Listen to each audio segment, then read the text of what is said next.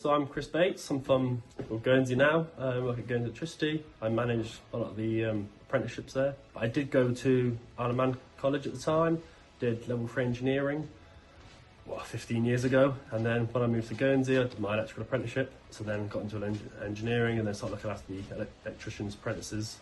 It was a given for me always. School was school, but then I wanted to leave and do something different, so sixth form was never going to work, but engineering was so good, and we met all different schools mixed, so we had lots of different people there, learned in a different way to school, so it was nice. It was a lot more practical, which I got on with, so I definitely recommend college after school. It was really nice mixing with other schools, because obviously you go to school for 5 years, you just know people from your school, and you meet other different people who've got different experiences, and then when you start the course, it's stuff you're interested in, so you can really get into it because you're interested in it, which just means you just care more than you try your best.